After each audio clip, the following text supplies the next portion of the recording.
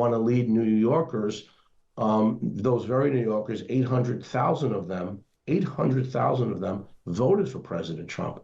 Disagree with him as you may, but you must find common ground. So I think he's really setting himself up for a dangerous time as mayor if he is to win, because the federal government is so important to the city of New York.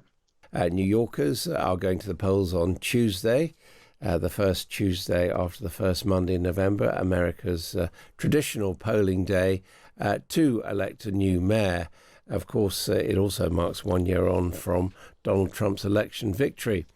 The leading candidate in New York City is Zohran Mamdani, a democratic socialist who is seen as very much on the left of the Democratic Party. He was actually born in Uganda, and his candidacy certainly marks a shift from the traditional Democrats that we've seen in the Harris-Biden era.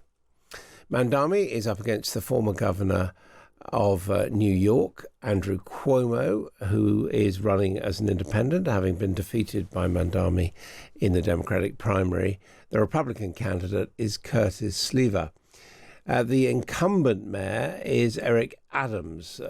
He did want to have a go at being re-elected, but he dropped out 2 months ago after being bogged down in a series of corruption scandals. Well, let's speak to Frank Carone, who is the former chief of staff for Mayor Adams. Hello to you. Hello, Adam, and thank you. And it's great to be here. First, I just want to say our hearts are out for those victims of the tragedy that you just was speaking of on your show. So prayers to the families. Well, thank you very much indeed for that. How do you see this race for the mayor of New York? I mean, probably the most famous city in America, and it seems really to show a dramatic change in the current, at least on the centre and the left. Well, just to bring you the latest polling, you did with your opening remarks say that leading in the polls is candidate Mandami, and that is true. However, after exit polls and early voting, the gap has significantly closed. The latest poll, I believe, has Governor Cuomo a mere 6 percentage points behind candidate Mandami, with Curtis Sliwa lagging way behind. I don't think anybody really considers him a serious candidate at this point. But what's interesting, I think over almost 550,000 New Yorkers have already voted in early voting, which is a record turnout for early voting. Traditionally, in general elections in New York City, one can expect 1 million gross voters. I think we received Eric Adams' candidacy in November of 21. It was a little over 1 million.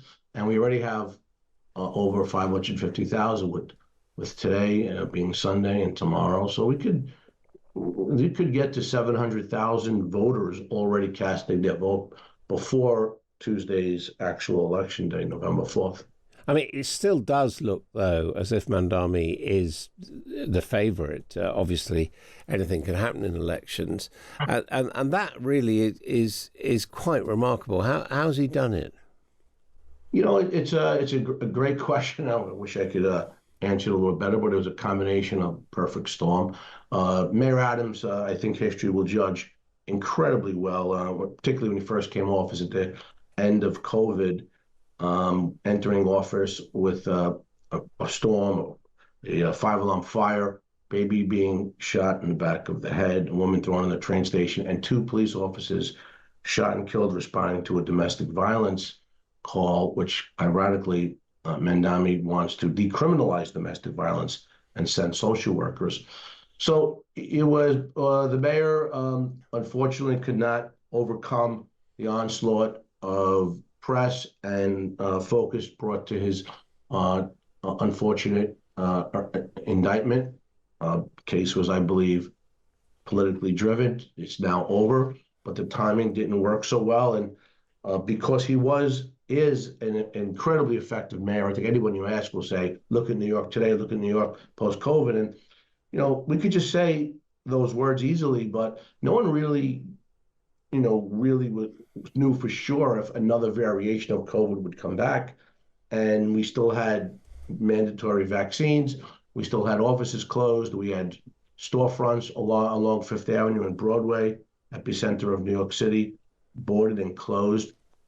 And then we were forced to deal with a migrant crisis. So all of those things, just sort of kept raising their head. And when the mayor was indicted and he was forced to deal with those charges in the federal government, there was not enough runway for other candidates to really seriously get into the race. So Assemblyman Mandami did with others. I don't think anyone really took many of them that serious because they thought Eric Adams would easily be reelected, just considering his record.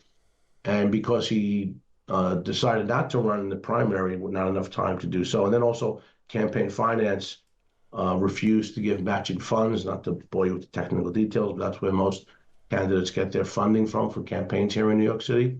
Although Mandami was already charged with 13,000 of illegal contributions overseas, he was not prohibited from getting those funds. He actually received them all, almost 8 million. So there was a perfect storm, and it happens, and we'll see what happens on Tuesday. I would not rule out Governor Cuomo yet. I still feel he's going to be victorious. If it is Mandami, it sounds like you would be pretty alarmed.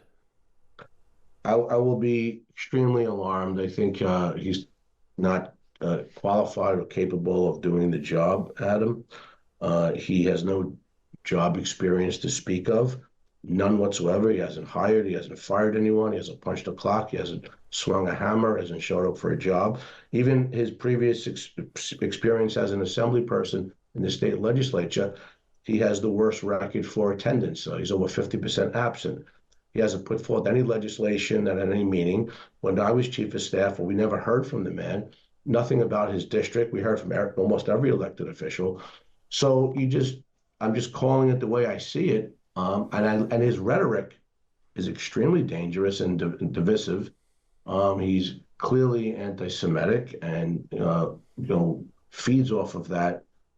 His language is dangerous. The language of the party or the wing of the party that he comes from, the DSA, Democratic Socialists of America, are also very aggressive and divisive.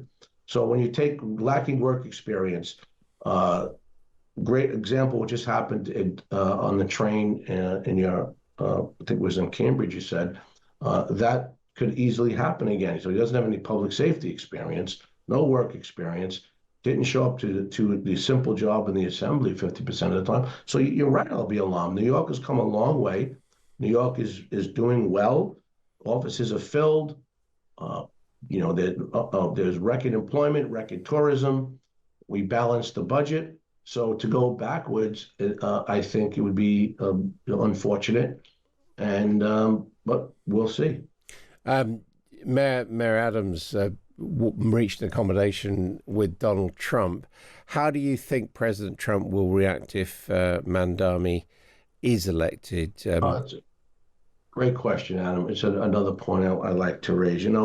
We worked very hard in the Adams administration to find common ground with our partners in government because you must. There's no office could work as a monolith without the cooperation of others in government. You may not agree on all matters, you never will agree. So we worked very hard to work with the governor. Previous administrations fought tooth and nail, and also with the White House, the President Biden White House, until we could not anymore because of the Biden crisis.